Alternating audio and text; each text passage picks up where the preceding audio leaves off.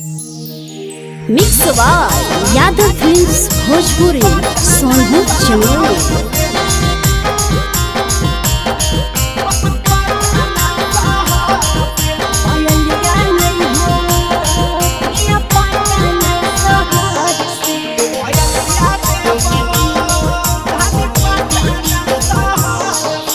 झुमका लइहा झुमारी तालैया जाके पिया हो, झुमका लइहा झुमारी तालैया जाके पिया हो।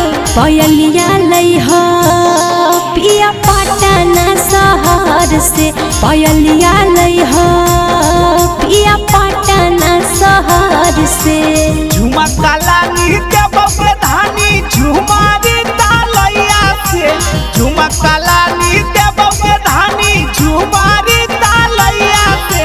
पयलिया देव धानी पटना शहर से, पयलिया देव धानी पटना शहर से।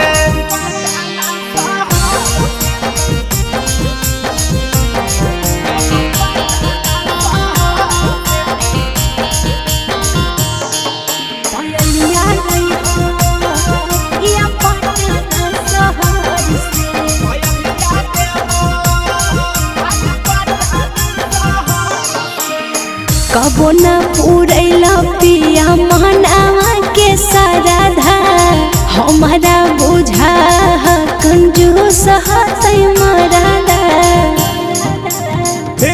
धानी अब की बरला न दे बहुतोरे पसंद के, ऐसे उदास जानी राखे धानी मन के। नाग के नाथुनिया लइहा ढोला शहर से, नाग के नाथुनिया लइहा ढोला शहर से। पयलिया लइहा पिया पटना शहर से, पयलिया देव धानी पटना शहर से।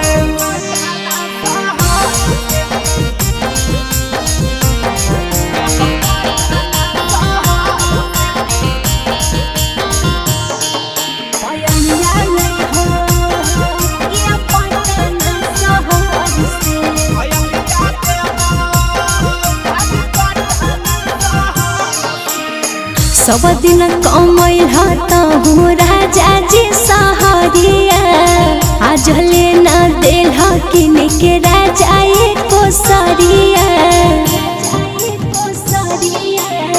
चल साथे की नली है के हो तो पासान गे, सब कुछ की नाई दे तो किस नंदन गे। जदि नहीं लैभो मिथिल से चली जइबो तोरा घर से, जदि नहीं लैभो त गिरभो सुइता के नजर से।